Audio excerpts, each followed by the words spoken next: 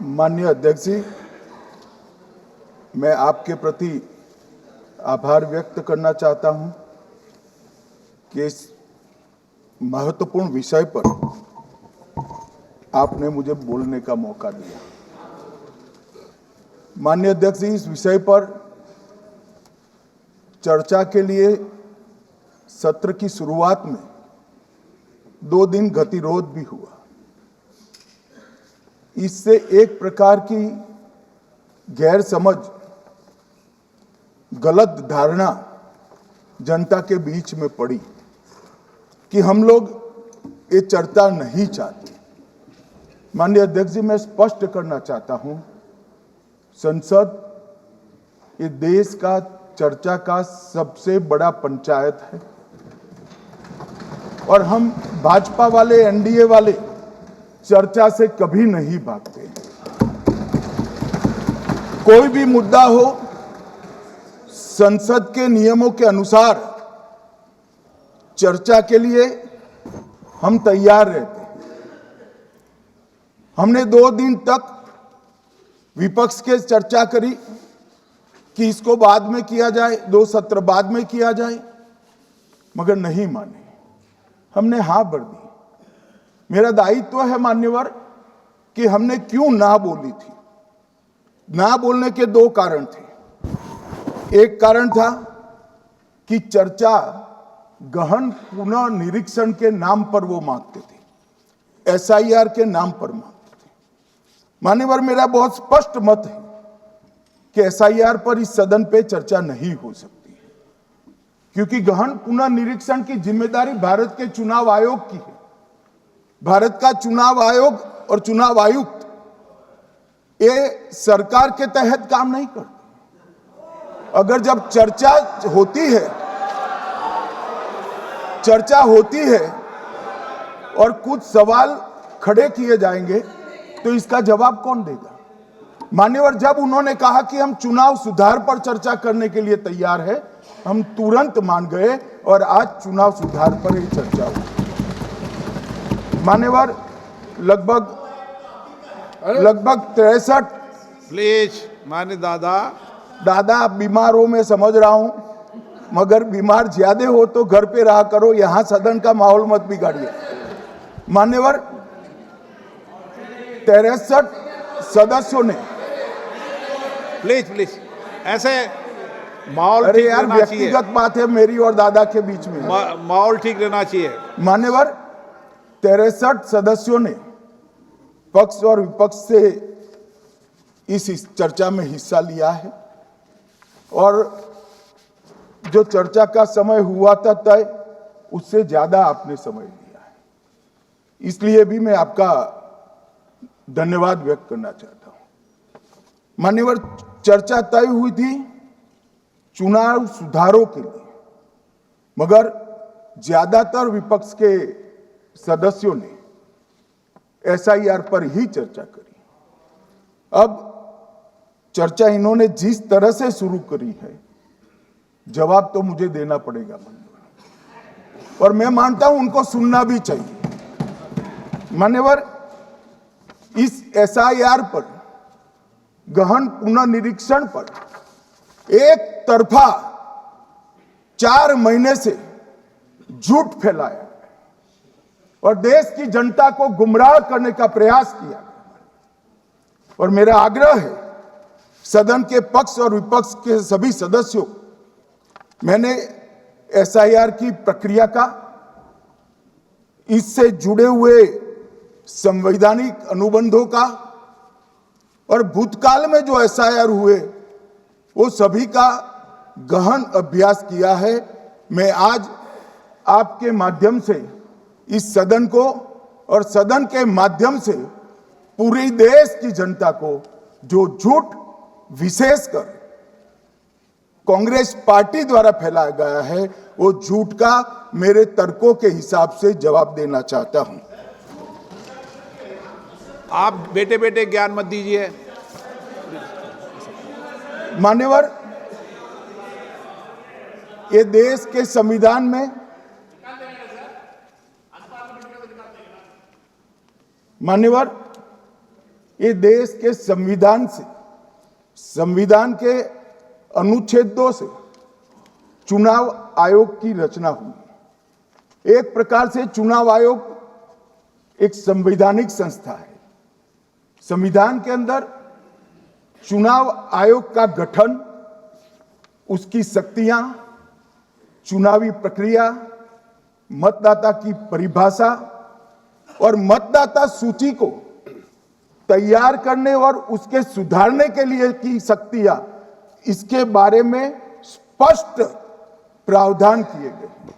और मान्यवर, बड़ी विनम्रता से मैं बताना चाहता हूं कि प्रावधान जब किए गए तब हमारी पार्टी बनी ही नहीं थी।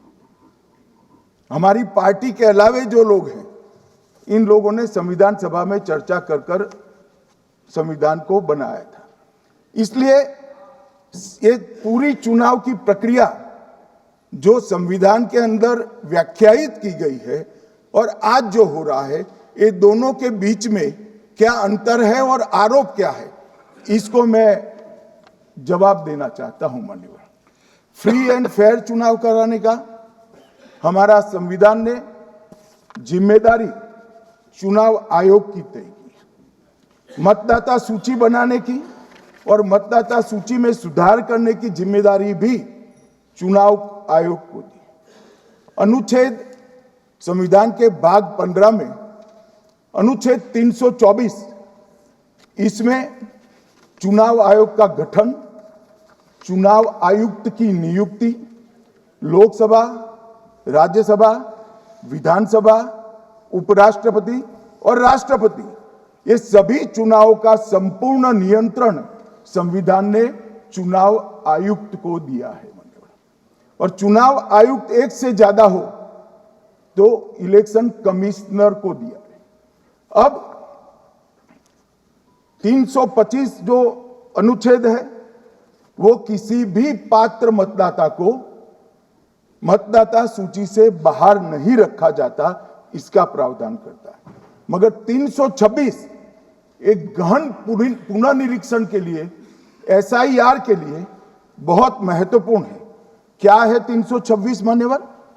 इन्होंने मतदाता की पात्रता, योग्यता और मतदाता होने की शर्तें आर्टिकल 326 में तय की है। और वो शर्तें क्या है? सबसे पहली शर्त है कि मतदाता भारत का नागरिक होना चाहिए, विदेशी नहीं होना चाहिए। ये सबसे पहली शर्त है। और ये कह रहे हैं कि चुनाव आयोग क्यों ये कर रहा है? भाई, इसका दायित्व है, इसलिए कर रहे हैं। दूसरी है, 18 साल से ज्यादा आयु का व्यक्ति मतदाता बन सकता है। तीसरा, वैधता का निर्धारण मानसिक असमर्थता, अपराध और भ्रष्टाचार में संलिप्तता के लिए जो कानून ने समय समय पर तय किया है, इसके पर। तो ये 3 पात्रताओं के आधार पर भारत के मतदाता होने की बात तय होती है। और ये 3 चीजें किसने देखनी है मान्यवर? चुनाव आयुक्त को देखनी। Chief election commissioner, election commission, मतलब चीफ इलेक्शन कमिश्नर और कमिश्नर्स ने देखनी है। और 327 में मतदाता सूची, सीमांकन, चुनाव संचालन और उसके लिए कानून बनाने की सिफारिश संसद को करने की सत्ता चुनाव आयोग को दी है। कल हमारे सदस्य मनीष तिवारी कहते थे गहन पुनर्निरीक्षण का इनको अधिकार ही नहीं है। आर्टिकल 327 पूर्ण अधिकार देता है कि मतदाता सूची इस व्याख्या के आधार पर बनाने का अधिकार चुनाव आयोग को है। मान्यवर, अब एसआईआर पर ही सवाल उठा दिए। मान्यवर, इन्होंने कहा कि एसआईआर आज क्यों हो रहा है। मैं इनको थोड़ा इतिहास और मान्यवर, एक नई फैशन हो गई है, इतिहास बताते हैं तो नाराज हो जाते हैं कि आप इतिहास मत बताइए। अरे भला कोई भी प्रक्रिया, कोई भी देश, कोई भी समाज इतिहास को छोड़कर कैसे आगे बढ़ सकता है? इतिहास कोई भी समाज का महत्वपूर्ण अंग है। मान्यवर, हमारे लोकतांत्रिक इतिहास की शुरुआत 1952 से हुई। तो सबसे पहला गहन पुनर्निरीक्षण SIR कब हुआ? 1952 में। SIR की क्या जरूरत है वो कहते हैं, इसलिए मैं कहता हूं। तो उस वक्त प्रधानमंत्री कौन थे? जवाहरलाल नेहरू। किस पार्टी से थे? कांग्रेस पार्टी से। दूसरा कब हुआ? 1957 में। फिर जवाहरलाल नेहरू प्रधानमंत्री थे, कांग्रेस पार्टी से थे। तीसरा हुआ 61 में, उसमें भी जवाहरलाल नेहरू प्रधानमंत्री थे और कांग्रेस पार्टी थे। 65-66 में भी हुआ, एक ही गहन पुनर्निरीक्षण 2 साल में हुआ।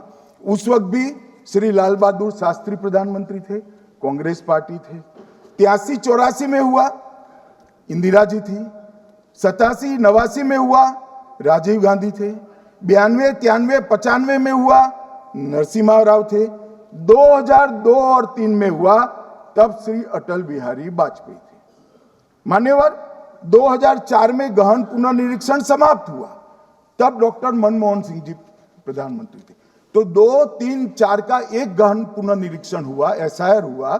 उसमें 2 साल NDA के प्रधानमंत्री थे, भाजपा के थे, और 1 साल डॉक्टर मनमोहन सिंह। 2004 के बाद सीधा 2025 में गहन पुनर्निरीक्षण हो रहा है और इस वक्त हम हैं। एक पूरा गहन पुनर्निरीक्षण SIR की प्रक्रिया का आज तक 2004 तक किसी भी दल ने विरोध नहीं किया है, मान्यवर, क्योंकि ये चुनाव को पवित्र रखने की प्रक्रिया है। चुनाव के उद्देश्यों को, लोकतंत्र को स्वस्थ रखने की प्रक्रिया है। अगर लोकतंत्र में चुनाव जिसके आधार पर होते हैं वो मतदाता सूची ही प्रदूषित है, तो चुनाव कैसे साफ और सुथरे हो सकते हैं? समय समय पर मतदाता सूची का गहन पुनर्निरीक्षण जरूरी है, इसलिए चुनाव आयोग ने फैसला किया कि 2025 में इसको किया जाएगा। मान्यवर, एक बीच में एक घटना मैं जरूर कहना चाहूंगा। 2010 में एक चुनाव आयुक्त महोदय ने निर्णय किया कि रिटर्निंग ऑफिसर को मतदाता सूची में से नाम काटने का अधिकार नहीं है, और उसके बाद से किसी की मृत्यु हुई तो भी नाम नहीं कटते थे, कोई एक क्षेत्र से दूसरे क्षेत्र में गया तो भी नाम नहीं कटते थे।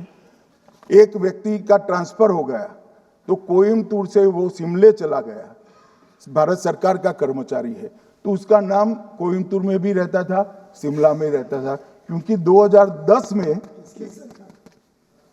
मैं बताता हूं किस, मैं बख्शूंगा नहीं, आप चिंता मत करो, क्योंकि 2010 में एक व्यवस्था हुई कि किसी का नाम नहीं काट सकते, और उस वक्त भी कांग्रेस पार्टी की सरकार थी।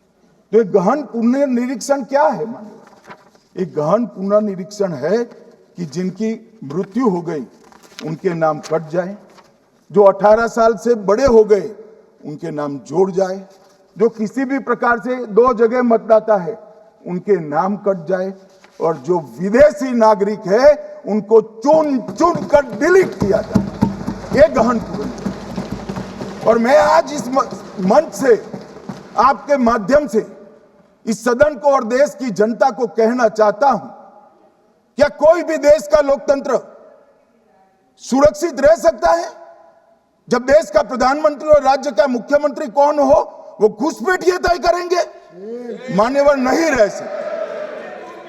एक मतदाता का एक से ज्यादा जगह पर वोट होना चाहिए। मान्यवर, एक से ज्यादा जगह पर वोट होना चाहिए। जो लोगों का मृत्यु हो चुका है, मान्यवर, जिन लोगों का मृत्यु हो चुका है उनका वोट मतदाता सूची में होना चाहिए। मान्यवर, ये SIR और कुछ नहीं है, मतदाता सूची का शुद्धिकरण है। मैं मानता हूं इससे कुछ दलों के राजनीतिक स्वार्थ आहत होते हैं। मुझे उन दलों के प्रति एक प्रकार से अनुकंपा भी है, क्योंकि देश के मतदाता तो वोट देते नहीं है। ये थोड़े विदेशी दे देते थे, वो भी चले जाएंगे। मगर मान्यवर, क्या हमने भारत के नाते निर्णय करना पड़ेगा कि इस देश की संसद को चुनने के लिए, राज्य की विधानसभा को चुनने के लिए विदेशी को वोट देने का अधिकार देना है या नहीं देना है? और मेरा मत है, मेरा विनम्र मत है मान्यवर, कि ये नहीं देना चाहिए।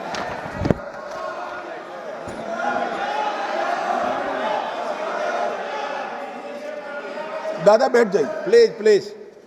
मान्यवर,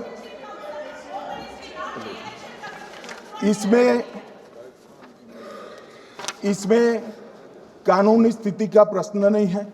अभी सांसद महोदया बोला कि इलेक्शन कमीशन का अधिकार नहीं है।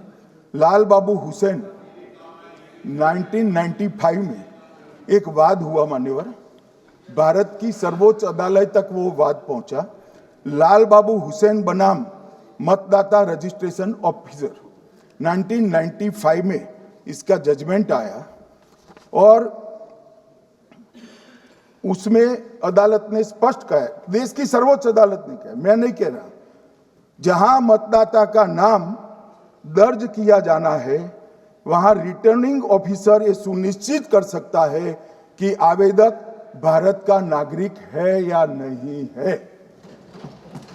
ये लोग जो कहते हैं इलेक्शन कमीशन कैसे तय करेगा, ये इनकी ड्यूटी है और ये हमारा निर्णय नहीं है, भारत की सर्वोच्च अदालत का निर्णय है और हम सब भारत की सर्वोच्च अदालत के निर्णय से बंधे हुए हैं। किसी को भी अगर वेरीफाई करना है तो लाल बाबू हुसैन बनाम मतदाता रजिस्ट्रेशन ऑफिसर 1995 का जजमेंट निकालकर मान्यवर दे दे। मान्यवर, विपक्ष के नेता राहुल गांधी जी ने 5 नवंबर 2025 को एक प्रेस कॉन्फ्रेंस में परमाणु बम फोड़ा। अब वो परमाणु बम के अंदर उन्होंने कहा कि हरियाणा में एक ही घर में 501 वोट पड़ गए।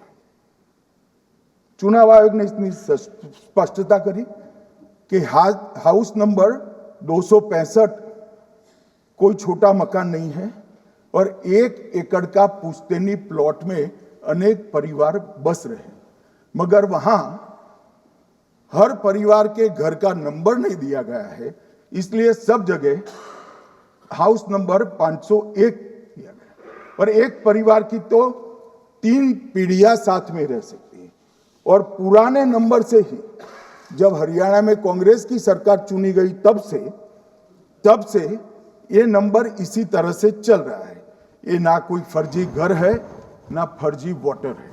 मान्यवर, वोट चोरी का नैरेटिव बनाने के लिए माननीय सदस्य, एक मिनट। मान्यवर, मेरा विपक्ष के नेता से एक निवेदन है कि 2 मिनट सुन ले मुझे, बाद में उनको बोलने का मौका दीजिए। मान्यवर, 2 मिनट। मान्यवर, मेरा आपसे विनम्र निवेदन है, मैं आधी रात तक बैठने के लिए तैयार हूं, मुझे कोई आपत्ति नहीं। मेरा भाषण समाप्त हो जाए, अरे सुनिए ना भाई, सुनो ना, 2 बड़े बोलते हैं तब बीच में नहीं बोलते। मान्यवर, बिहार में एक मतदाता की उम्र 34 साल बताई गई, 34 साल की है, इसको 124 साल बताया गया। सच था कि इसमें उम्र 124 बार छपी थी। बाद में मिंता देवी जी ने खुद बताया कि उन्होंने ऑनलाइन आवेदन किया था और वो ऑनलाइन आवेदन करने में गलती हो गई, इसके कारण उम्र 124 बार साल छपी थी। अब इसके आधार पर मतदाता सूची पर प्रश्न कर दिए। सुबोध कुमार नवादा प्रेस कॉन्फ्रेंस में कहा गया कि एक राजनीतिक दल के बीएलए है, इनका नाम कभी आया ही नहीं, वो भी सच नहीं निकला। रंजू देवी रोहतास, उनको कहा कि एक कार्यकर्ता, उन्होंने बाद में रंजू देवी जी ने स्टेटमेंट दिया, जबरन बुलाकर उनकी वोट वोटर लिस्ट से नाम काट लिया गया, ऐसा आरोप हुआ। तो रंजू देवी ने यही कहा कि कांग्रेस के कार्यकर्ताओं को कहने पर मैंने गलत जानकारी दी थी। मान्यवर, ये जो प्रेस कॉन्फ्रेंस हुई और उसने जिस प्रकार का देश में माहौल बनाया, चलो ये तो मैंने आरोप जो लगाए थे और सत्य क्या है कहा, मगर मैं विपक्ष के नेता ने जो प्रेस कॉन्फ्रेंस में कहा कि मतदाता सूची ठीक नहीं है, इसको सुधार करना चाहिए, तो भाई गहन पुनर्निरीक्षण क्या है, एसआईआर क्या है, मतदाता सूची का सुधार करने की प्रक्रिया है, और वो कर रहे हैं तो भी विरोध कर रहे हैं, पुरानी मतदाता सूची कर रहे हैं तो भी विरोध कर रहे हैं। भाई मतदाता सूची पुरानी हो या नहीं, आपका हारना तय है, ये मतदाता सूची से नहीं होता। मान्यवर, उन्होंने कहा, अपने लॉजिक के समर्थन में कहा कि भारतीय जनता पार्टी को कभी एंटी इनकम्बेंसी का सामना नहीं करना पड़ता। मान्यवर, एंटी इनकम्बेंसी इनके खिलाफ होती है जो जनहित के विरुद्ध काम करे। ये बात सही है कि भाजपा को एंटी इनकम्बेंसी का फायदा विरोध बहुत कम करना पड़ता है। हमारी सरकारें बार बार चुनकर आती है, चाहे राज्य में है या केंद्र में, परंतु ऐसा नहीं है कि हम 2014 के बाद एक भी चुनाव नहीं हारे। छत्तीसगढ़ में 18 में हारे, राजस्थान में 18 में हारे, मध्य प्रदेश में 18 में हारे, कर्नाटक में भी 14 के बाद हारे, तेलंगाना में हम जीत नहीं पाए, चेन्नई में हम जीत नहीं पाए, बंगाल में भी हम हारे। भाई तो तब तो ये मतदाता सूची बहुत अच्छी होती है, तब से नए कपड़े पहनकर आप शपथ ले लेते हो। उस वक्त मतदाता सूची का विरोध नहीं करते हो, और जब मुंह की पटखनी पड़ती है बिहार की तरह, तब मतदाता सूची का विरोध करते हो। माननीय, दोहरे मापदंड नहीं चलेंगे लोकतंत्र में। जब आप जीतते हो तब चुनाव आयोग महान है, जब आप हारते हो तो चुनाव आयोग निकम्मा है, बीजेपी का कहने पर चलता है। जब आप जीतते हो मतदाता सूची अच्छी है, मतदाता सूची अच्छी है, और जब आप हारते हो तो मतदाता सूची खराब है। मान्यवर, मुझे कोई आपत्ति नहीं, इस प्रकार का भ्रांति फैलाए तो फैलाए, मेरा दायित्व है कि इस देश की जनता को एक ड्यूअल स्टैंडर्ड की जानकारी देना, जो मैं आज इस सदन में खड़े होकर दे रहा हूं। मान्यवर, आगे पर भी मैं इस विषय को कहूंगा, और ढेर सारे आरोपों के मेरे पास जवाब है, जो 3 प्रेस कॉन्फ्रेंस में, एक सादा प्रेस कॉन्फ्रेंस, एक एटम बम वाला प्रेस कॉन्फ्रेंस, एक परमाणु बम वाला, ये तीनों में क्या हुआ, इसके सारे जवाब मेरे पास है। मान्यवर, अब ये कहते हैं कि 2-2 जगह है, 2-2 जगह मतदाता है। मान्यवर, किन किन लोगों के 2-2 जगह मतदाता, मैं इसमें जिनके नाम 2 जगह रजिस्टर्ड है उसका दोष नहीं निकालता मैं, क्योंकि एक जगह से कोई व्यक्ति दूसरी जगह गई तो 2010 के बाद इसको डिलीट करने का अधिकार आरओ के पास से ले लिया गया। इसके कारण ये विसंगतियां खड़ी हुई है। किसके हैं? श्री प्रशांत किशोर जी के 2 जगह मतदाता है, पवन खेरा जी का भी है, तेजस्वी यादव का स्वयं का है, टी सिद्दीकी एनआईसी केरल के नेता का है, मान्यवर संजय सिंह आप पार्टी के नेता के हैं, एक किशोरी पेडनेकर यूबीटी शिवसेना के हैं, इनका भी है। मान्यवर, सामान्य गलतियां हैं, क्योंकि एक नियम आ गया, जिसका जब वोट काटने का जिसका अधिकार है उसको रोक लिया गया, तो आरओ वोट काट नहीं सकता था, इसलिए 2 जगह रह गए। अब वो ही एक गहन पुनर्निरीक्षण से सुधरना है, मगर आप गहन पुनर्निरीक्षण को वोट चोरी कह रहे हो। मान्यवर, वोट चोरी किसको कहते हैं वो मैं बताना चाहता हूं, और हमारे यहां कुछ परिवार ऐसे हैं जो पुश्तैनी वोट चोरी करते हैं। मान्यवर, पहली बात मैं स्पष्ट करना चाहता हूं, मैं 30 साल से विधानसभा और संसद में जनप्रतिनिधि के रूप में चुनकर आता हूं। मुझे लंबा अनुभव है संसदीय प्रणाली का।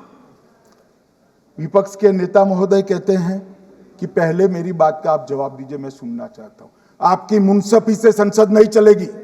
मेरे यहाँ बोलने का क्रम मैं तय करूंगा। इस तरह से नहीं चलेगी संसद।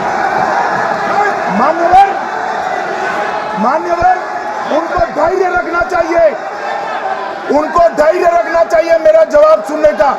इनकी एक एक बात का जवाब मैं दूंगा, मगर मेरे भाषण का क्रम वो तय नहीं कर सकते, मैं करूंगा, क्योंकि मैं बोल रहा हूं।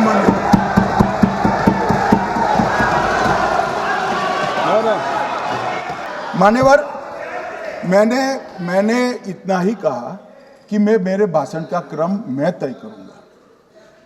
मेरे भाषण का पहले क्या बोलना, बाद में क्या बोलना, मैं तय करूंगा। और मैं मानता हूं कि हर एक वक्ता का ये अधिकार है, उनका भी है, मेरा भी है। कल वो बोल रहे तो हम ऐसा थोड़ी ना बोले आप झूठ क्यों बोल रहे हो। हम नहीं बोले, नहीं बोल सकते साहब, वो माननीय विपक्ष के नेता है, वो बोल सकते अपना भाषण। मान्यवर, और मैंने तो ये भी कहा मेरा पूरा भाषण छूट कर कुछ बच जाता है तो आप पूछिएगा, मैं जवाब दूंगा। मगर अब धैर्य भी चाहिए और सुनना भी चाहिए, दोनों चीजें करनी पड़ती है। मान्यवर, वोट चोरी का कोहराम बचा है। मैं वोट चोरी किसको कहते हैं वो बताना चाहता हूं। वोट चोरी के 3 आयाम हैं। एक तो मतदाता नहीं है, मतलब योग्यता नहीं है, और आप वोटर बन जाते हो तो वोट चोरी माना जाएगा। दूसरा, आप गलत प्रकार से चुनाव जीतते हो तो वोट चोरी माना जाएगा। और तीसरा, जनादेश को डिफाई करते हो, मतलब वोट के विपरीत आप कोई पद प्राप्त कर लेते हो तो भी एक प्रकार से वोट चोरी होता है। अरे सुनो ना, क्यों जल्दबाजी करते हो मानिकम, क्यों? अब मैं 3 वोट चोरी की घटनाएं बताना चाहता हूं। सबसे पहली घटना हुई आजादी के बाद देश का प्रधानमंत्री तय करना था। तय कौन करना था? तो उस वक्त के जितने प्रांत थे इसके कांग्रेस के अध्यक्षों ने, उनके एक एक वोट से तय होना था। अब 28 वोट श्री सरदार पटेल को मिले और 2 वोट जवाहरलाल नेहरू जी को मिले।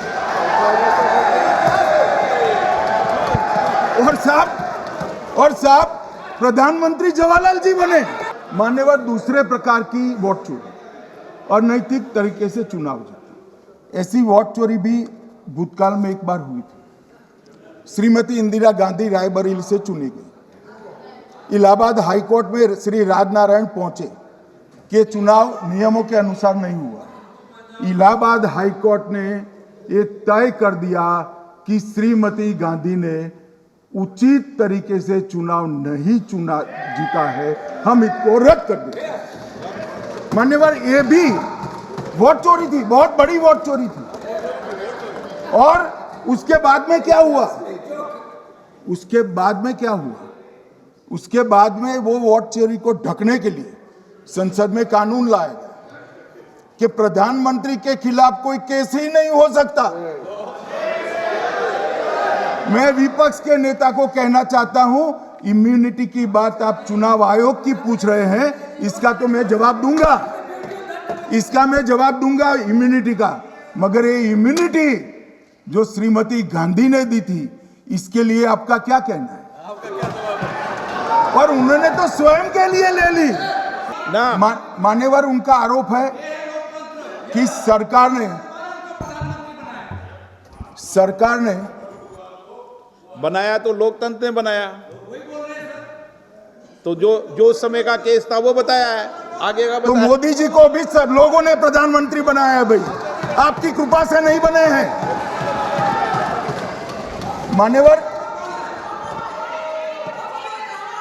मान्यवर, विपक्ष के नेता ने कहा कि आपने चुनाव आयुक्तों को इम्यूनिटी दी। इनका आरोप सत्य नहीं है, मैं इसकी बात बाद में करता हूं।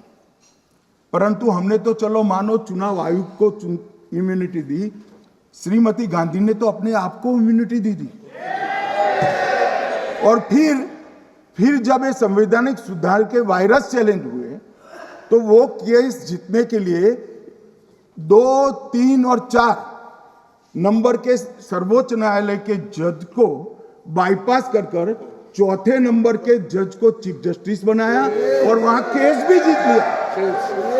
और मान्यवर, ये तो इतिहास है, कौन जुटला सकता है? इनको कोई पढ़ाता नहीं है इतिहास, ये तो इतिहास है, सर्वोच्च अदालत और संसद के रिकॉर्ड में रखा हुआ इतिहास है। इसके खिलाफ लल्लन सिंह जैसे कितने लोग पूरा जीवन लड़े बिहार में इमरजेंसी के खिलाफ, जेल में गए, लाखों लोग गए। और तीसरी वोट चोरी कहना चाहता हूं, तीसरी वोट चोरी का प्रकार मैंने बताया था कि योग्यता नहीं है और मतदाता बन जाना।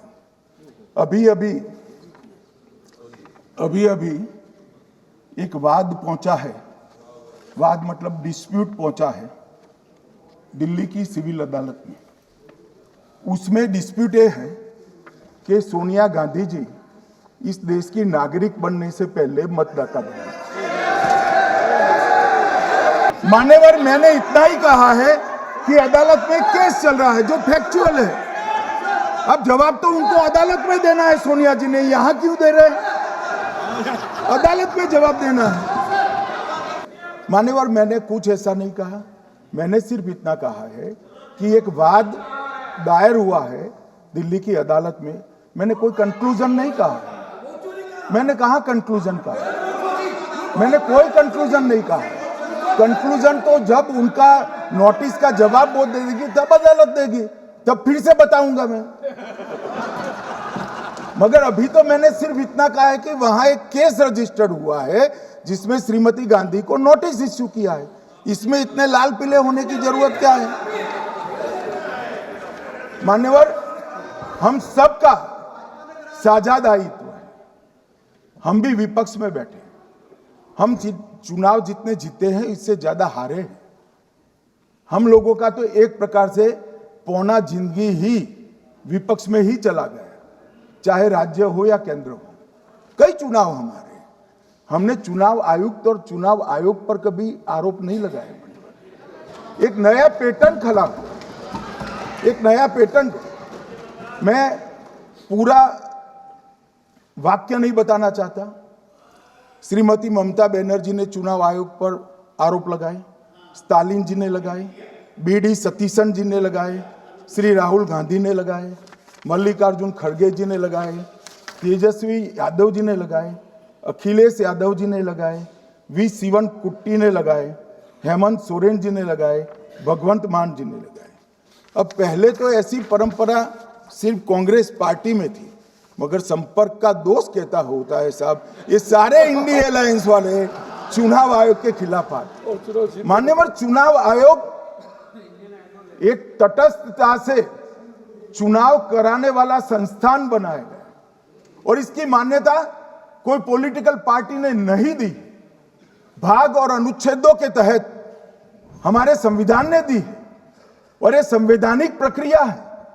ये संवैधानिक प्रक्रिया पर सवाल खड़े कर कर, अनर्गल आरोप कर कर आप पूरे चुनाव आयोग की एक प्रकार से पूरे दुनिया में इसकी छवि को धूमिल करने का काम कर रहे हैं। आपको लगता है कि आप सरकार की छवि धूमिल करें? ना जी, आप पूरी दुनिया में भारत के लोकतंत्र की छवि को धूमिल करें। मान्यवर, सरकार का तो इतना ही सवाल है, मान्यवर सरकार का तो इतना ही सवाल है कि भारत के मतदाता क्या सोचेंगे। मगर मतदाता का सोचने का सवाल नहीं है। मतदाता को तो मालूम है कि हमने तो वोट दिया है इसलिए चुनकर आए हैं, तो उसके मन में कोई डाउट नहीं है। ये वोट चोरी करते रहे, घुसपैठिया बचाओ यात्रा निकाली और बिहार में 2/3 बहुमत से हम जीते। मान्यवर, ये जो नई परंपरा शुरू हुई कि देश के अंदर चुनाव न जीते तो चुनाव आयोग को बदनाम करो, चुनाव प्रक्रिया को बदनाम करो, मतदाता सूची को बदनाम करो, ये हमारे लोकतंत्र का भला नहीं करेगी। यही आयुक्त के तहत, यही सरकार के होते हुए आप कई चुनाव जीते हैं। हम कुछ नहीं बोले हैं, हम पार्टी में बैठकर इसकी मीमांसा की, मगर ये लोग चुनाव आयोग पर। मान्यवर, मैं थोड़ी स्पष्टता के लिए आंकड़ा देना चाहता हूं। मई 14 में श्रीमान नरेंद्र मोदी इस देश के प्रधानमंत्री बने, तब से उनको आपत्ति है। तो एनडीए क्या क्या जीती? 3 लोकसभा चुनाव हम जीते, 41 राज्यों के विधानसभा चुनाव जीते, तो हम 44 विधानसभा टोटल चुनाव जीते हैं 2024 से 25 तक। मगर वो भी 30 चुनाव जीते हैं अलग अलग विधानसभा में, 30 जगह पे। अगर मतदाता सूची करेक्ट है तो क्यों शपथ लिया, क्यों चुनाव लड़ा? अब बताइए देश की जनता को। श्री राहुल गांधी जहां से चुनकर आए थे, वो वायनाड की मतदाता सूची में भी मेरी पार्टी ने प्रेस कॉन्फ्रेंस कर इसी प्रकार की डिस्क्रिपेंसी को बताया है। इसका जवाब नहीं देते। हमने अमेठी का भी बताया है, इसका जवाब नहीं देते हैं। मान्यवर, एक चुनाव की मतदाता सूची में जो थोड़ी बहुत गलतियां हैं, उसको वो लोग मुद्दा बनाते हैं चुनाव हारने का। चुनाव हारने का कारण है नहीं, मैं अंत में बताऊंगा क्यों हारते हो चुनाव, मैं बताऊंगा मान्यवर अंत। परंतु फिर भी चलो मान ले कि मतदाता सूची ठीक नहीं है, तो गहन पुनर्निरीक्षण का मतलब ही ये है कि मतदाता सूची को सुधारने की प्रक्रिया। अब इसमें आपके बीएलए सहयोग नहीं करते हैं, आप उसका बहिष्कार का ऐलान करते हो, आपकी राज्य सरकारें जहां है वो मदद कम करती हैं, तो कैसे मतदाता सूची का शुद्धिकरण होगा? जो आपकी डिमांड है वो ही चुनाव आयोग कर रहा है। आपकी डिमांड है कि मतदाता सूची ठीक हो, वो चुनाव आयोग कर रहा है। मगर हुआ क्या है मान्यवर मालूम है? इनको अब अगर प्रेस में कोई पत्रकार उनको पसंद ना आए ऐसा सवाल पूछते हैं तो तुम बीजेपी के एजेंट हो ऐसा कहते हैं। मान्यवर, सवाल जो भी हो उसको लेना चाहिए। मान्यवर, पत्रकार कभी बीजेपी का एजेंट नहीं होता है। मगर आप अगर ऐसा मानते हो कि लोकतंत्र में आपको पसंद आए ऐसे ही सवाल पत्रकार पूछे, तो ये नहीं हो सकता। इमरजेंसी नहीं है भाई, इमरजेंसी नहीं है। मान्यवर, एक प्रेस में कोई सवाल पूछता है तो कहते हैं बीजेपी के एजेंट हो। केस हारते हैं तो जज पर आरोप कर देते हैं, चुनाव हारते हैं तो ईवीएम पर आरोप करते हैं। ईवीएम की दलील अब गले नहीं उतरती तो वोट चोरी का मुद्दा लेकर आए। वोट चोरी का मुद्दा लेकर पूरा बिहार में यात्रा निकाली, फिर भी हार गए। अब हारने का कारण आपका नेतृत्व है, ये हारने का कारण ईवीएम और मतदाता सूची नहीं है। और अगर ये मानते हैं मान्यवर, अगर ये मानते हैं कि इनको कोई पूछने वाला नहीं है, भगवान करे मैं गलत पड़ जाऊं, कांग्रेस के कार्यकर्ता इनका हिसाब मांगेंगे। एक दिन कांग्रेस के कार्यकर्ता इनका हिसाब मांगेंगे कि इतने चुनाव कैसे हार गए। मान्यवर, कोई जज आजादी के इतने साल में नहीं हुआ है मान्यवर कि कोई जज एक जजमेंट दे तो जज के खिलाफ इंपीचमेंट लेकर आते हैं। अपनी वोट बैंक को एड्रेस करने के लिए इंपीचमेंट लेकर आते हैं मान्यवर। और ये सारे ने तो साइन कर दिया, साथ ही साथ उद्धव जी ने भी साइन कर दिया। उद्धव जी, जजमेंट क्या है? एक पहाड़ी पर मान्यता है कि हाँ सबसे ऊपर दिया जलाया जाए। मान्यवर, एक वोट बैंक को संभालने के लिए एक हाईकोर्ट के जज के सामने इंपीचमेंट लेकर आए हैं। देश की जनता उनको मदद नहीं करे। मान्यवर, 2014 के बाद हारने की परंपरा शुरू हुई। हारने की परंपरा शुरू होने के बाद हाँ जीते ही है, मगर हारने की भी परंपरा हुई है। मान्यवर, हारने की परंपरा शुरू करने के बाद इन्होंने सबसे पहले ईवीएम को निशाना बनाया। आज मैं आपके माध्यम से सदन को और सदन के माध्यम से देश की जनता को बताना चाहता हूं, ईवीएम कौन लेकर आए इस देश में? मान्यवर, कौन लेकर आए? 15 मार्च 1989 को जब राजीव गांधी इस देश के प्रधानमंत्री थे, तब ईवीएम लाने का कानूनी बदलाव किया गया था। अब राजीव गांधी के ईवीएम के कानून का भी विरोध कर रहे हैं। मान्यवर, इसके बाद में, अरे सुनो ना क्या प्रक्रिया हुई। इसके बाद में ईवीएम के खिलाफ किसी ने याचिका करी, इस देश की सर्वोच्च न्यायालय के 5 जजों ने बैठकर ईवीएम के कानूनी बदलाव को 2002 में उचित ठहराया। माननीय राजीव गांधी को भी नहीं मानते, सर्वोच्च अदालत को भी नहीं मानते हैं। फिर 98 में मध्य प्रदेश, राजस्थान और दिल्ली, इसमें सिर्फ 16 विधानसभाओं में इसका ट्रायल लिया गया। कितना केयरफुल है ये भी बताता हूं। हुडा बैठो, ये भी कितना केयरफुली चुनाव आयोग आगे बढ़ा है। मध्य प्रदेश, राजस्थान और दिल्ली, ये राज्यों की सिर्फ 16 विधानसभा में इसका ट्रायल लिया गया। हर प्रकार से चेक कर ईवीएम का उपयोग सबसे पहली बार पूरे देश में 2004 में हुआ। 2004 का महत्व है माननीय, सबसे पहले 2004 में हुआ। पूरे लोकसभा चुनाव हमारे समय में ईवीएम का उपयोग हुआ, लाए राजीव गांधी, वहां से लेकर 2004 तक। और 2004 के चुनाव में कौन जीता भाई? वो जीत गए। उस वक्त ईवीएम की चर्चा बंद। 2009 का चुनाव हुआ, पूरा ईवीएम से हुआ, ये जीत गए। चुप्पी साध ली। 2014 में सब हम जीते तो कौ चालू करती वो सरकार में थे। मान्यवर, ये क्या है? जब कानून आप लाए, मशीन आपने इंट्रोड्यूस किया, चुनाव आप पहला जीते मशीन से, दूसरा चुनाव जीते, मौत से 10 साल राज किया और हार गए तो फिर रोते हैं। मान्यवर, देश की जनता मानती है इसको। और दूसरी बात, जब चुनाव आयोग को भी लगा कि सच्चे झूठे आरोप होते हैं, तो इस पर रिसर्च की एक प्रक्रिया हुई। मानिएगा 5 साल रिसर्च के बाद वीवीपीएटी की इंट्रोडक्शन हुआ। ये वीवीपीएटी क्या है? मैं जब वोट दबाता हूं तो समझ गए दादा, धन्यवाद मान्यवर। मैं जब वोट दबाता हूं तो मैंने कमल के निशान पर वोट दबाया, तो पास में एक पर्ची निकलती है कि आपका वोट कमल के निशान पर रजिस्टर हो गया है। फिर भी आरोप हुए कि पर्ची और ये 2 अलग होते। तो चुनाव आयोग ने निर्णय किया कि 5% ईवीएम और वीवीपैट के परिणाम कंपेयर होंगे।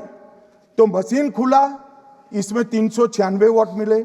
तो वीवीपैट में कितने वोट मिले? तो 396 है या नहीं है, ये 5% मशीनों में मिलता है। मान्यवर, मैं आंकड़े लेकर आया हूं चुनाव आयोग को पूछकर आज कि कितने वीवीपैट और मशीन का मिलान नहीं हुआ। आज तक 16,000 मशीन और वीवीपैट का मिलान हुआ है, एक भी वोट का बदलाव नहीं। और ये जब मतगणना होती है तब उनके पोलिंग एजेंट बैठते हैं मान्यवर, परिणाम पर वो साइन करते हैं, दोनों प्रकार के, मशीन के और वीवीपीएटी के परिणाम पर भी साइन करते हैं मान्यवर। और ये इस पर आरोप लगा रहे हैं मान्यवर। अब ये कह रहे हैं कि उस वक्त वाईफाई नहीं थी। सबसे पहली बात, 2004 में वाईफाई आ चुकी थी, मगर फिर भी चलो मान लो, आरोप लगाते गए। ईसीआई ने 2009 में एक छेड़छाड़ के आरोप पर भाग लेने के लिए 10 राज्यों में 100 ईवीएम लगाई गई। सब लोगों ने प्रयास किया, 2009 में कोई छेड़छाड़ नहीं कर पाए। फिर भी आरोप लगाए तो 2017 में इलेक्शन कमीशन ने जून 2017 में 3 दिन तक ईवीएम इलेक्शन कमीशन की ऑफिस में रखे कि कोई भी पार्टी आकर, कोई भी टेक्नोक्रेट आकर, कोई भी साइंटिस्ट आकर ईवीएम को हैक कर बता दे। ये तो गए ही नहीं, ये नहीं गए मान्यवर। ये सिर्फ प्रेस में आरोप करते, ना अदालत में जाते हैं, ना चुनाव आयोग के पर जाते मान्यवर। मगर एक्सपर्ट भी नहीं गए। आप कोई एक्सपर्ट भेज देते भैया, एक्सपर्ट भी नहीं भेजा। और मान्यवर 2017 में फिर चुनाव आयोग इस निर्णय पर पहुंचा कि आने वाले सब चुनाव ईवीएम से होते हैं। अब चुनाव आयोग ने तो निर्णय कर दिया, मगर मैं भी साहब थोड़ा ज्यादा सोचता हूं। मान्यवर, मैंने सोचा कि भाई कुछ गलती नहीं है, मान्यवर कोई गलती नहीं है, तो ये लोग विरोध क्यों कर रहे हैं? फिर मुझे याद आया कि मान्यवर जब इनके जमाने में चुनाव होते थे, बिहार और यूपी में सरकारें बनाती होती थी, पूरे के पूरे वोट के बक्से हाईजेक कर लिए जाते। ईवीएम आने से ये बंद हो गया, ईवीएम आने से बंद हो गया, और मान्यवर चुनाव की चोरी बंद हुई है, इसलिए पेट में दर्द हो रहा है। ईवीएम का दोष नहीं है, चुनाव जीतने का तरीका जनादेश नहीं था, करप्ट प्रैक्टिसेस थी, इसके कारण चुनाव जीतते थे। अब आज ये पूरे एक्सपोज हो चुके हैं। जब जनादेश पर चुनाव होता है तो आप जीत सकते हो, जीतो, स्वागत है उसका, मगर जब हारते हो तो अन्य कारण बताना, जैसे पहले मैंने कहा, ऐसा बताना ये ठीक नहीं है। मान्यवर, कल मैंने लीडर ऑपोजिशन का भाषण स्वयं यहां बैठकर सुना है। पूरा भाषण उनका धागों में उलझ गया, थ्रेड्स में उलझ गया। मान्यवर, ये कहते हैं पीएम का शेड्यूल देखकर चुनाव आयोग चुनाव तय करता है। मेरा सभी सांसद महोदय से करबद्ध निवेदन है कि चुनाव होने के पहले के 1 महीने पीएम का शेड्यूल, और पीएम को लगभग 24 और 16 कितना होता है, 40 महीना हो गया। इसमें से किसी भी 1 महीने का शेड्यूल दिखाओ। पीएम की गति ही इतनी है, कोई भी महीना उठाओगे तो इतने ही प्रवास करते हैं। मान्यवर, इसको चुनाव का कोई लेन देन नहीं है। हमारे प्रधानमंत्री जनसंपर्क में आजादी के बाद सबसे ज्यादा प्रवास करने वाला प्रधानमंत्री, और मैं जानता हूं साहब, मैं जानता हूं नरेंद्र मोदी जी को 2001 से मैं बता सकता हूं, एक भी दिन की छुट्टी नहीं, एक भी वैकेशन नहीं, लगातार जनता का काम करना। मैंने कभी नहीं देखा उनको वैकेशन में। कई बार इनका अनुकरण करने का प्रयास करते हैं तो बीपी बढ़ जाता है। इतना ये फिर उठ जाएंगे प्लीज। मान्यवर, ये पूरी चर्चा चुनाव सुधार पर थी। मैंने आज ये भी जांच करा,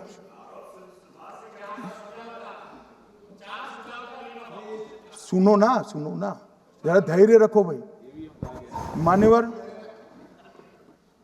मैंने आज सुबह चुनाव आयोग के वहां जांच कराई।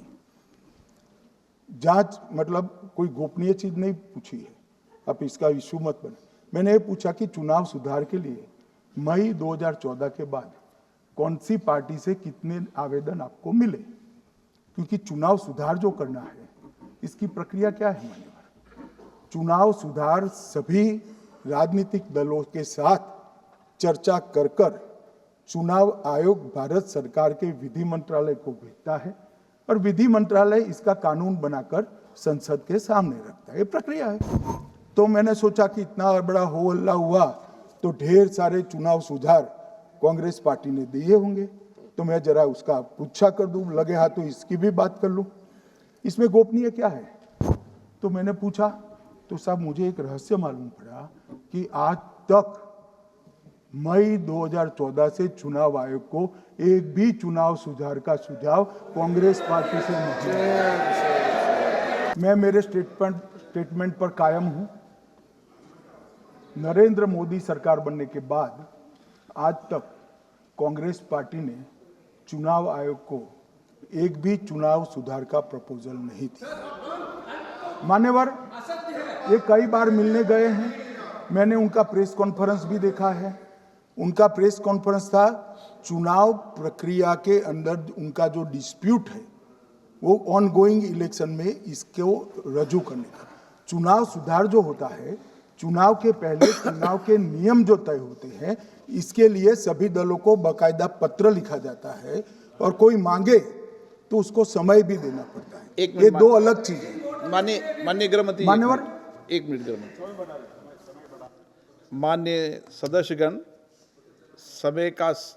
सदन का समय माननीय गृह मंत्री जी के वक्तव्य की समाप्ति तक बढ़ाया जाता है। माननीय गृह मंत्री जी। मान्यवर, कर विपक्ष के नेता ने 3 सवाल पूछे थे और 4 सुझाव दिए थे। पहला सवाल था, मुख्य न्यायाधीश को चुनाव आयोग चयन समिति से बाहर क्यों निकाला गया, पहला सवाल था। दूसरा सवाल था, दिसंबर 2003 में कानून बदलकर चुनाव आयोग को पूर्ण प्रतिरक्षा क्यों दी गई। और तीसरा शार्प क्वेश्चन था, सीसीटीवी फुटेज 45 दिन में नष्ट करने का कानून क्यों लाए। कानून नहीं लाए हैं, सर्कुलर चुनाव आयोग ने इश्यू किया है, मगर ठीक है, हार्द में समझ रहा हूं, ये क्यों कर रहे हैं। ये 3 इसके जवाब थे। मान्यवर, मैं इसमें से सबसे पहले सवाल का जवाब देना चाहता हूं। मान्यवर, मुझे पूरा सुनकर जरा आप आपत्ति लीजिएगा, क्योंकि मैं बताऊंगा तो पास से ही, मगर वर्तमान का भी जवाब दूंगा। मान्यवर, 73 वर्ष तक इस देश में चुनाव आयोग की नियुक्ति का कोई कानून ही नहीं था।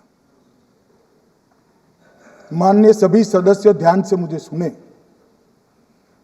73 साल तक इस देश में चुनाव आयोग की नियुक्ति का कोई कानून नहीं था। नियुक्ति प्रधानमंत्री सीधी कर देते थे। और मान्यवर, मैं आज ये पूरे देश को बताना चाहता हूं कि टोटल अब तक जितने चुनाव आयुक्त हुए और जितने मुख्य चुनाव आयुक्त और चुनाव आयुक्त, ये सभी इसी प्रकार से हुए। अब 2003 के कानून पर मैं बाद में आता हूं। 1950 से 1989 चुनाव आयोग एक सदस्यीय था। प्रावधान क्या था? कोई कानून नहीं था। प्रधानमंत्री जी फाइल भेजते थे राष्ट्रपति जी को और राष्ट्रपति जी नोटिफिकेशन बाहर नहीं करते। तो भाई उस वक्त बरोबर चुनाव था, सबसे अच्छा था। नहीं, मैं ये नहीं पूछता नियुक्ति की प्रक्रिया। मान्यवर, पूरा उनका 55 साल प्रधानमंत्री जी ने ही चुनाव आयोग को नियुक्त किया, तब तक कोई सवाल नहीं था। और नरेंद्र मोदी करते हैं तो उन पर सवाल उठाते हैं, मगर हमने तो ऐसा भी नहीं किया। मान्यवर, फिर 89 से 91, जब 89 में चुनाव आयोग आयुक्त उनकी सुनते नहीं थे, तो पहली बार उस पर ब्रेक लगाने के लिए चुनाव आयोग को बहुसदस्यीय बनाया गया।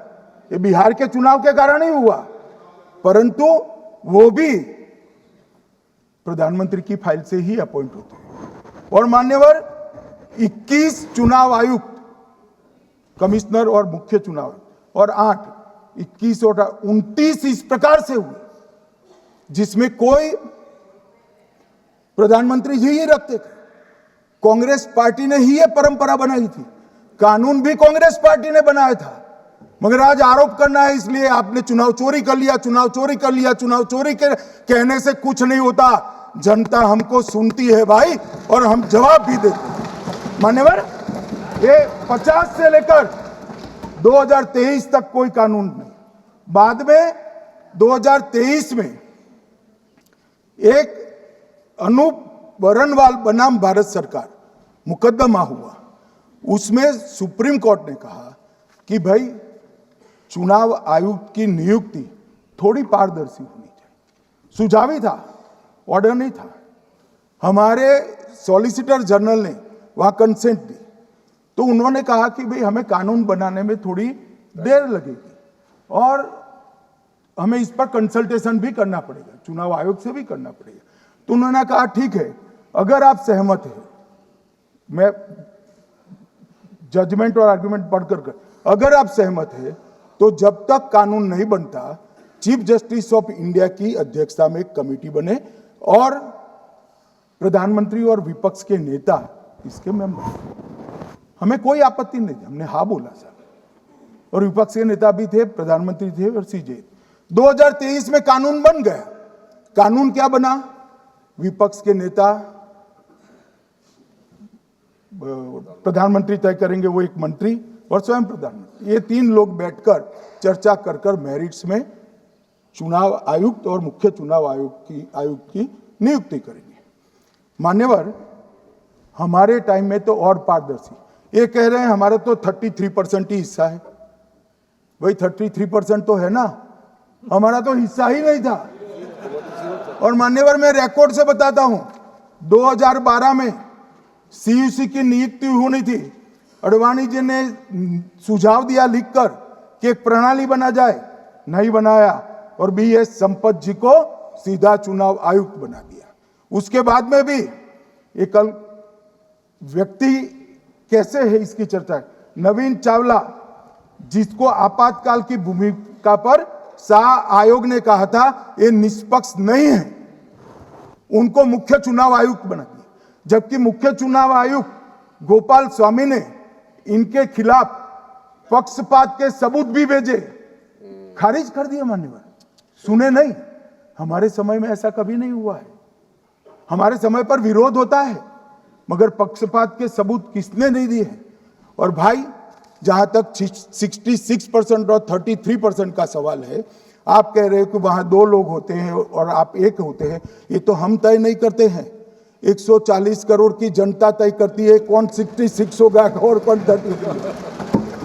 यहां कौन बैठेगा वो तो 140 करोड़ लोग तय करते हैं। वो आपके लिए तय करोगे तो आप 66 हो जाओगे, मगर आप तो 100 रख कर गए थे, हमने उसको 33 दे दिया।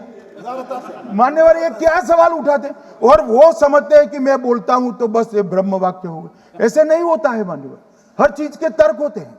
इनका जो भाषण तैयार करते हैं वो भी ठीक से नहीं करते, रिसर्च नहीं करते। मान्यवर, इन्होंने सीसीटीवी फुटेज 45 दिन में इलेक्शन कमीशन ने नष्ट करने का निर्णय किया, इस पर आपत्ति उठाई।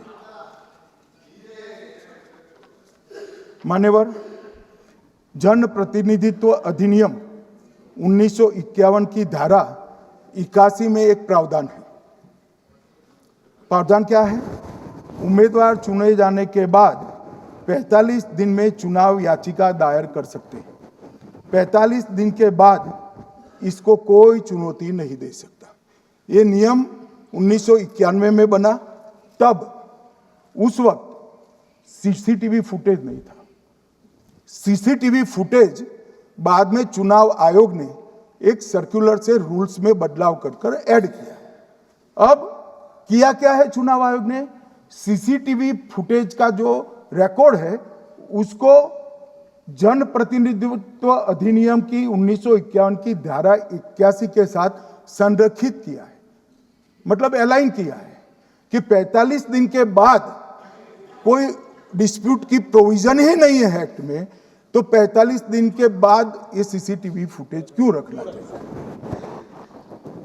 अब इतनी सादी समझ नहीं है सब। मैं क्या कर सकता हूं? सब समझ के कोई इंजेक्शन नहीं होते जो भड़ाम से दे दिया। मान्यवर, ये धारा 81 1951 से है, मगर पहले पर्चियों से होते थे तो पर्ची के लिए थी। अब सीसीटीवी फुटेज का कैमरा आ गया तो सीसीटीवी फुटेज ऐड कर दिया। मान्यवर, उन्होंने कहा, और इस वक्त जब सीसीटीवी फुटेज जब प्रक्रिया में ऐड किया, तब स्पष्ट चुनाव आयोग ने कहा था कि सीसीटीवी रिकॉर्डिंग संवैधानिक दस्तावेज नहीं है, ये आंतरिक प्रबंधन है। किस चीज का आंतरिक प्रबंधन? कि चुनाव सीज होने के बाद कोई पुनः मतदान की अर्जी करता है कि भाई ये मतदान मथक में चुनाव ठीक नहीं हुआ, तो चुनाव आयोग जो निर्णय करता है वो सीसीटीवी फुटेज के आधार पर करता है। पहले मौखिक करता था, टेक्नोलॉजी आई, सीसीटीवी फुटेज स्वीकार कर लिया। अब ये आंतरिक प्रबंधन के लिए है मान्यवर। फिर भी चुनाव आयोग का जो निर्णय है मैं बताता हूं। उन्होंने कहा सामान्य जनता को एक्सेस होना चाहिए। रूल्स बनाया गया है, सामान्य व्यक्ति सीसीटीवी फुटेज उच्च न्यायालय में जाकर 45 दिन के अंदर ऑर्डर करा सकता है। अब ये कहेंगे 45 दिन में जजमेंट नहीं आएगा, मगर उच्च न्यायालय इतना ऑर्डर कर सकता है कि ये सीसीटीवी फुटेज आप डिस्ट्रॉय मत करना। मान्यवर, राजनीतिक दलों को एक्सेस देने का उन्होंने प्रावधान करा है, तो वो चुनाव को चैलेंज करे राजनीतिक दल 45 दिन के अंदर। ऑटोमेटिक जो चुनाव चैलेंज होता है मान्यवर, उसका सीसीटीवी फुटेज नियमों से हम चुनाव आयोग रिजर्व कर देता है। मान्यवर, ये प्रक्रिया कुछ पढ़ते नहीं। इसके बाद पॉलिटिकल एजेंटों को एक्सेस होनी चाहिए। पॉलिटिकल एजेंट भी मान्यवर हाईकोर्ट से इसको प्राप्त कर सकता है। अब करते कुछ नहीं, एक भी ना हाईकोर्ट में अर्जी करी, ना चुनाव आयोग में करी, और सीसीटीवी फुटेज का बहाना लेकर बोलने लगे। अब इतने लाखों बूथों का सीसीटीवी फुटेज हर नागरिक मांगने लगा कोई कारण के बगैर, तो किस प्रकार से चुनाव आयोग दे सकता है? किस प्रकार से दे सकता है? यहां हुआ क्या है, सब प्राप्त करना चाहते हैं वो प्रेस कॉन्फ्रेंस करना। उनको लगता है कि मेरी प्रेस कॉन्फ्रेंस ये संवैधानिक प्रावधान के तहत होती है। ऐसा नहीं होता है। वे प्रेस कॉन्फ्रेंस जो करते हो जिन मुद्दों का, इसकी लीक कर अर्जी दे दो, टपक से मिल जाएगी सारी दिख, मगर अर्जी नहीं करते, कोर्ट में नहीं जाते हैं, चुनाव आयोग में नहीं जाते हैं, और चुनाव चोरी हो गया, चुनाव चोरी हो गया, चुनाव चोरी हो गया करते। मान्यवर, ऐसे नहीं चलेगा। इस देश को, लोकतंत्र को आप धूमिल नहीं कर सकते, और सबने सीखना चाहिए, और भाषण ढंग से तैयार करने का भी सीखना चाहिए। मान्यवर,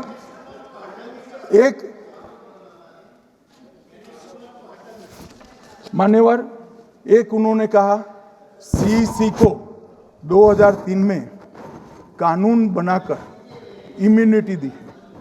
मान्यवर,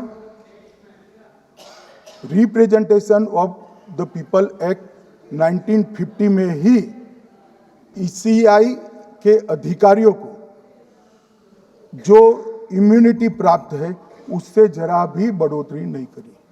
हमने सिर्फ रिप्रेजेंटेशन ऑफ 1951 के एक्ट को पुनरावृत्ति की है। मान्यवर, आरपीए एक्ट की धारा 32 और आरपीए एक्ट 51 के सुधार की धारा 146C कहती है कि चुनाव आयोग के कोई भी अधिकारी, जिसमें इलेक्शन कमिश्नर आ जाते हैं, इस पर कोई मुकदमा चुनाव प्रक्रिया के लिए नहीं चल सकता।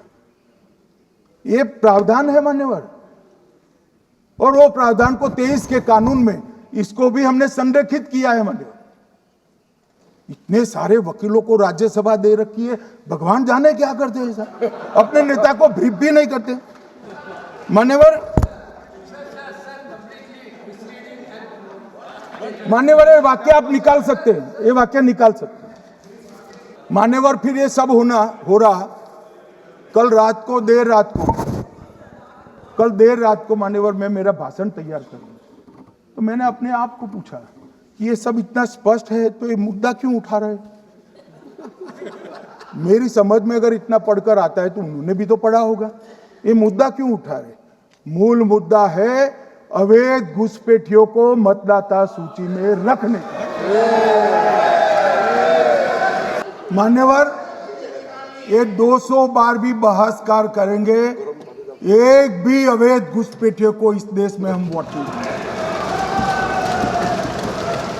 ये हमारे एनडीए का पॉलिसी है मान्यवर। डिटेक्ट मतलब ढूंढो, डिलीट करो, मतदाता सूची में नाम काटो और उनको डिपोर्ट करो। हम संवैधानिक प्रक्रिया कर डिटेक्ट, डिलीट और डिपोर्ट ये पूरा करेंगे। ये क्यों सदन छोड़कर भाग गए? मैं इनके सामने तो कोई बात भी नहीं कर रहा था, ना कांग्रेस पार्टी के सामने बात कर रहा था। मैं तो बात कर रहा था घुसपैठियों को देश के बाहर निकालने की। अब ये तो देखिए साहब, अगर मैंने इतने सारे आरोप करे श्री जवाहरलाल नेहरू पर, इंदिरा गांधी पर, इनके पिताजी पर, सोनिया जी पर, तब भागते तो लाजिम था। ये घुसपैठियों को लिए भाग गए क्योंकि उनकी हमारी पॉलिसी है डिटेक्ट, डिलीट और डिपोर्ट। उनकी पॉलिसी है नॉर्मलाइज कर दो घुसपैठ को, उसके बाद में मान्यता प्रदान कर दो और चुनाव में मतदाता सूची में डालकर फॉर्मलाइज कर दो। मगर साहब ये लंबे समय तक नहीं चलना। मैं मेरे मन से मानता हूं, मेरे पार्टी के सिद्धांत तो है ही, मगर मैं मानता हूं कि जनसांख्यिकी में इतना बड़ा परिवर्तन देश के लिए बहुत बड़ा खतरा है। यह देश एक बार जनसांख्यिकी के आधार पर बंट चुका है और हम नहीं चाहते कि आने वाली पीढ़ी ये देश के भी बंटवारे दिखे। इसलिए ये बहुत जरूरी है कि इस देश से घुसपैठ को रोकना पड़ेगा। मान्यवर, ये कहते हैं कि घुसपैठ हो रही है, भारत सरकार की जिम्मेदारी नहीं है। मान्यवर, मैं आज बताना चाहता हूं, घुसपैठ हो रही है भारत बांग्लादेश की सीमा से। वहां पर कुल 2216 किलोमीटर बॉर्डर है, इसमें से 1653 किलोमीटर बॉर्डर बन चुकी है। अब 563 कहां बाकी रही है मान्यवर मालूम है? केवल और केवल एक राज्य बंगाल। आसाम का पूरा हो गया, मेघालय का पूरा हो गया, त्रिपुरा का पूरा हो गया, जम्मू कश्मीर का पूरा हो गया, पंजाब का पूरा हो गया, राजस्थान का पूरा हो गया, गुजरात का पूरा हो गया, खाली बंगाल का बाकी रखा है।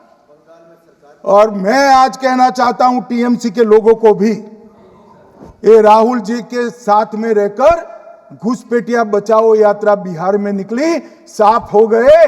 आप भी घुसपैठियों को बचाओगे तो वहां भारतीय जनता पार्टी का विजय तय। मान्यवर, ये कहते हैं कि घुसपैठ क्यों हो रही? आप बॉर्डर नहीं बनाने देते, फेंसिंग नहीं करने दोगे, घुसपैठ नहीं होगी। फिर भी चलो, मैं पूछना चाहता हूं कि घुसपैठ होकर सबसे पहले घुसपैठिया कहां आता है? कहां आता है? तो गांव में आता है। पटवारी को मालूम नहीं पड़ता, गांव के थाने वाले को मालूम नहीं पड़ता। इसकी मतदाता सूची में नाम डालने के लिए आधार कार्ड कहां बनता है? वहीं बनता है। उसका राशन कार्ड कहां बनता है? बंगाल में बनता है। और मतदाता सूची में कौन सी मतदाता सूची में ऐड होता है? तो बंगाल में होते। आपकी कोई जिम्मेदारी नहीं है। मान्यवर, ये देश के भविष्य और सुरक्षा के साथ खिलवाड़ कर रहे। कभी कभार चुनाव तो जीत जाओगे घुसपैठियों के आधार पर, परंतु इस देश की सुरक्षा को आप ताक पर रखो। मैं आज कहना चाहता हूं मान्यवर, बिहार की जनता ने एक बहुत महान फैसला किया है घुसपैठिया बचाओ यात्रा के खिलाफ जनादेश दिया। और बंगाल भी ये करने जा रहा है मान्यवर, आने वाले दिनों में करेंगे, उनको मालूम नहीं। मान्यवर, मैं एक कल राहुल गांधी जी ने एक विषय कहा था कि सारी संवैधानिक संस्थाएं आपने करप्ट कर दी। मैंने पूरा बताया कि चुनाव आयोग की नियुक्ति के पहले क्या नियम थे। उन्होंने ये कहा कि महत्वपूर्ण पद पर आरएसएस की विचारधारा के लोग रख लिए जाते हैं। तो इसमें क्या आपत्ति है भाई? क्या इस देश में कोई कानून बना है कि आरएसएस की विचारधारा वाले हैं उनको कोई महत्वपूर्ण? अरे इस देश का प्रधानमंत्री आरएसएस की विचारधारा वाला है, इस देश का गृह मंत्री आरएसएस की विचारधारा वाला है और जनादेश से बनकर आए, आपकी कृपा से बनकर नहीं आए हैं मान्यवर। मगर उन्होंने क्या किया था वो मैं फिर बताना चाहता हूं। 1969 में इस देश का राष्ट्रपति का चुनाव हुआ।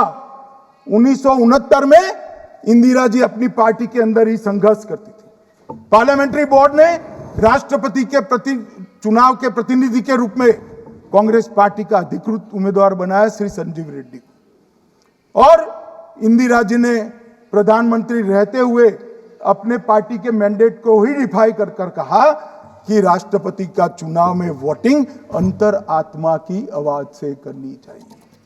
और उन्होंने श्री वीवी गिरी को प्रत्याशी बनाया मान्यवर।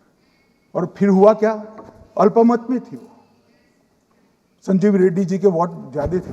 जीतने के लिए उन्होंने कम्युनिस्टों से समाधान किया और इस देश की सारे संस्थान पर, शिक्षा संस्थान पर, महत्वपूर्ण संवैधानिक पद पर कम्युनिस्टों को बिठाने का काम ये इंदिरा गांधी जी ने, और वहीं से इस देश के विमर्श को बदलने का काम किया है, वहीं से किया है। वामपंथी विचारधारा इस देश के प्रकृति को, इस देश के स्वभाव को, इस देश की जनता को स्वीकार्य नहीं है और इसीलिए वामपंथी लुप्त हो गए। माननीय, उन्होंने इस देश के युवा धन को वामपंथी विचारधारा पर डाइवर्ट करने का काम किया है, जो 2014 से फिर से नरेंद्र मोदी जी ने इसको एक अच्छी तरीके से, लोकतांत्रिक तरीके से परिष्कृत करने का काम कर रहे हैं माननीय। और ये कह रहे हैं कि आरएसएस की विचारधारा वालों को रखते हैं। कोई ऐसा कानून नहीं है मान्यवर कि आरएसएस की विचारधारा वाला व्यक्ति कोई, आरएसएस की विचारधारा क्या है? देश के लिए मरना ही आरएसएस की विचारधारा। देश को समृद्धि के परम शिखर पर ले जाना ही आरएसएस की विचारधारा है। देश की संस्कृति का झंडा बुलंद करना ही आरएसएस की विचारधारा। ये क्या समझाते हैं? हम ऐसे मान लेंगे? हम नहीं डरते साहब किसी से, हम नहीं डरते। मैं मेरी ही बात करता हूं। मैं तो 10 साल का था और नारे लगाता था, आसाम की गलियां सुनी है, इंदिरा गांधी खूनी है। हम तो वहां से लड़ते लड़ते आए हैं, हम नहीं डरते मान्यवर। और मान्यवर, इन्होंने कहा कि वोट चोरी से जीतते हैं, वोट चोरी से नहीं जीते हैं। आपने सर्जिकल स्ट्राइक का विरोध किया, इसलिए हम जीते। आपने एयर स्ट्राइक का विरोध किया, इसलिए जीते हैं। आपने 370 हटाने का विरोध किया, इसलिए जीते हैं। आपने राम मंदिर बनाने का विरोध किया, इसलिए जीते हैं। आपने घुसपैठियों को हटाने का विरोध किया, इसलिए जीते हैं। आपने सीएए का विरोध किया, इसलिए हम जीते हैं। आपने ट्रिपल तलाक हटाने का विरोध किया, इसलिए जीते हैं। और आप 1 नेशन 1 इलेक्शन का विरोध कर रहे हो, इसलिए हम फिर से जीते हैं। माननीय, 60 करोड़ गरीबों के घर में इस देश के प्रधानमंत्री जी ने घर पहुंचाया, गैस पहुंचाया, पानी पहुंचाया, शौचालय पहुंचाया, 5 किलो अनाज मुफ्त पहुंचाया और 5 लाख तक की दवाइयां मुफ्त कर दी। क्या समझते हैं कि वोट चोरी कर कर जीते हैं? इस देश के इंफ्रास्ट्रक्चर को 40 साल देख लीजिए और हमारे 11 साल देख लीजिए, इंफ्रास्ट्रक्चर को 3 गुना बढ़ाने का काम हमारे प्रधानमंत्री नरेंद्र मोदी, और इसलिए जनता हमें जिताती है। और मैं तो अभी भी कहना चाहता हूं, चले गए हैं मान्यवर, मैं अभी भी कहना चाहता हूं, यार कांग्रेस पार्टी तुझे टिकट तो देती नहीं है मान्यवर। मैं अभी भी कहना चाहता हूं, एसआईआर का विरोध करोगे तो बिहार की जगह बंगाल और तमिलनाडु में भी साफ। मान्यवर, इस 140 करोड़ की जनता का जनादेश ईश्वर का आदेश होता है। हमारे यहाँ तो कहते हैं ना कि जनता ही जनार्दन होती है, तो जनता का फैसला श्री कृष्ण का फैसला होता है, जनार्दन का फैसला। और वो जनता के फैसले को ये लोग वोट चोरी इस तरह की भाषा का प्रयोग करते हैं।